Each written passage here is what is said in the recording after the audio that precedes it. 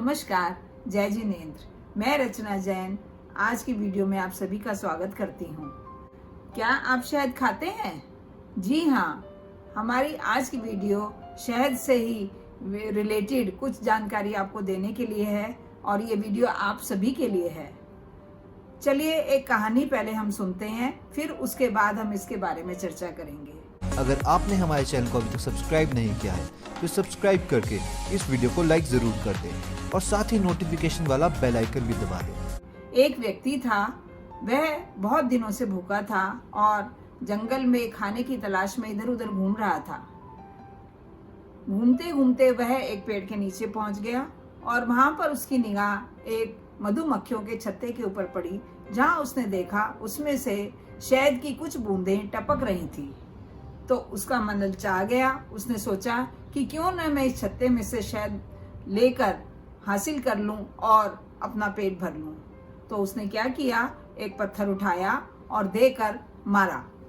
जैसे ही उसने छत्ते पर पत्थर मारा तो क्या हुआ, उसमें से हजारों लाखों मधुमक्खियां उसके ऊपर आकर चिपक गईं और मुंह पर, हाथ पर, पैरों पर, उसके पूरे शरीर को डंक मार मार के उन्होंने उस व्यक्ति को मार डाला। तो आपने क्या समझा इस वीडियो से? आप कहानी से क्या समझ आया आपको कि एक छत्ते पर लाखों लाखों मधुमक्खियां किस प्रकार उस चिपटी रहती हैं और उसके अंदर जब शहद बनता है तो कहाँ से आता है ये शहद? जी हाँ, आप शायद नहीं जानते होंगे, ये शहद उन मधुमक्खियों की विष्ठा है, उनकी वमन है और सारी जो उनके शरीर से निकली हुई एक लार जो लेस के रूप में उसमें छत्ते में जमा हो जाती है, उस लेस को, उस रस को सारे भील, चंडाल उस झूठन को उस छत्ते में से निकालकर उसका रस निचोड़कर शहद बनाते हैं। तो बताइए अब आपको कैसा लग रहा है सुनकर? जरूर आपके मन में खिन्नता आ रही होगी कि क्या हम ये खाते हैं जो हमारे लिए फायदेमंद है? क्या वो वास्तव में हमारे लिए फायदेमंद है? जी नहीं, फायदे की बजाय उसमें अनेकों अनेकों जीव मर जाते हैं, अनेकों अनेकों मधुमक्खियां उनके अंडे उस लार के रूप में उसमें जमा हो जाते हैं और उसमें से अनेक अनेक जीव उत्पन्न होते रहते हैं और उन सबको मारकर उसका शहद बनाया जाता है जिसे हम सेवन करते हैं। तो क्या लगता है आपको, क्या हमें शहद खाना चाहिए? जी नहीं, कदापि नहीं। ये शहद अभक्ष्य है। अभक्ष्य का अर्थ हुआ, हमारे जैन धर्म के अनुसार आपने सुना होगा कि शहद हमारे 8 मूल गुणों में सर्वथा त्याज्य है, अर्थात हमें ये शहद नहीं खाना चाहिए क्योंकि इसके खाने से अनेक जीवों की हिंसा का दोष हमें लगता है और इसके अतिरिक्त ये जो जीव हैं ये सब मिलकर जब हमारे शरीर में पहुंचते हैं तो उसमें से अनेक बैक्टीरिया, अनेक जर्म्स हमारे शरीर को नुकसान पहुंचाते हैं जिसके बारे में हम नहीं जानते। हमें लगता है कि शहद बहुत फायदेमंद चीज है और रोगों के इलाज में दवा के रूप में बहुत से लोग इसका सेवन करते हैं, लेकिन एक रोग ठीक हो गया तो क्या अनेक रोग जो हमारे शरीर में उत्पन्न हो रहे हैं, क्या वो हमारे लिए सही है? बिल्कुल नहीं। तो प्लीज मैं आप सबसे यही अनुरोध करती हूँ कि जब भी शहद लें तो आपको ये वीडियो की जो कहानी है उससे रिलेटेड जो आपको जानकारी मैंने आज आपको दी है उसके बारे में एक बार जरूर सोचें और जब आप इस बारे में सोचेंगे तो मैं निश्चय से कह सकती हूँ कि आप शहद का सेवन करने का आपका मन नहीं करेगा, आपको घृणा आ जाएगी और जो रोग पैदा हुए उसके अलावा भी जितने जीव, जितनी मधुमक्खियां उसके अंदर मरी, उन सब का पाप हमारे सिर पर आएगा जो हमें अनेक जन्मों तक नरकों में घोर रोगों के रूप में भोगना पड़ेगा। तो बताइए कहाँ से शहद शुद्ध हुआ? क्या ये शुद्ध है? जी नहीं, यह अशुद्ध है।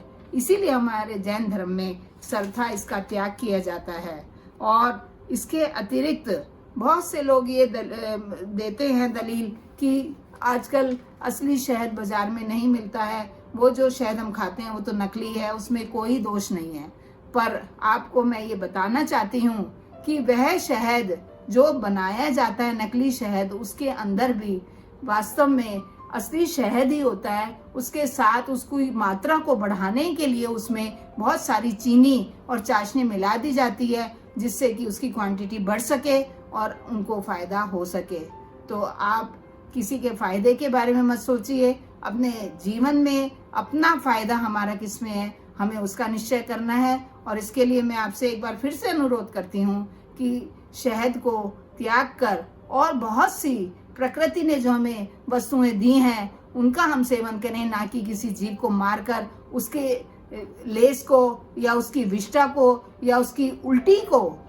उल्टी के नाम से आपको कितनी घिन आती है, यदि हम किसी की उल्टी देख लें तो हम उसकी तरफ मुंह भी नहीं कर सकते, इतनी दुर्गंध उसमें से हमें आती है। तो इसी प्रकार ये भी एक जीव है, मधुमक्खी जो है, लाखों मधुमक्खियां, उसका जो लेस है, उनका जो गंध है, वो इकट्ठा होकर उससे शहद बनाया जाता है। तो कृपया शहद को त्यागें, ये सर्वथा त्याज्य है। जैन धर्म के 8 मूल गुणों में सबसे पहला मूल गुण जो है उसमें शहद का सर्वथा त्याग बताया गया है, क्योंकि इस शहद के खाने से अनंतानंत असंख्यात त्रस्त जीवों की हिंसा होती है, जो कि बहुत ही निंदनीय है। वास्तव में शहद यानी मधु एक अधम वस्तु है। ये मक्खियों का वमन है, जो भील चंडालों की झूठन है और अनेक जीवों की उत्पत्ति का स्थान है। ऐसी अपवित्र और जीव हिंसा वाली वस्तु का त्याग करना ही उचित है। जैन धर्म में इसका सर्वथा त्याग बताया गया है। तो जैन धर्म के अनुसार हमने जाना कि शहद का सेवन सर्वथा त्याज्य है। ऐसी अपवित्र और घोर हिंसा वाली वस्तु का पूरी तरह से हम निषेध करते हैं और इसका त्याग करते हैं। वैसे भी हमारे षटखंडागम आदि रत्नकंड श्रावकाचार जितने भी शास्त्र हैं जैन धर्म के अनुसार, हमारे 8 मूल गुणों में जैन धर्म के जो 8 मूल गुण हैं उसमें सबसे पहले शहद के सेवन का त्याग ही बताया गया है। तो हमारी वीडियो आपको जरूर पसंद आई होगी और इसके लिए आप लाइक करें, शेयर करें और हमारे चैनल को सब्सक्राइब जरूर करें, ताकि हम अपनी अगली वीडियो के माध्यम से आप तक महत्वपूर्ण जानकारी पहुंचा सकें। नमस्कार।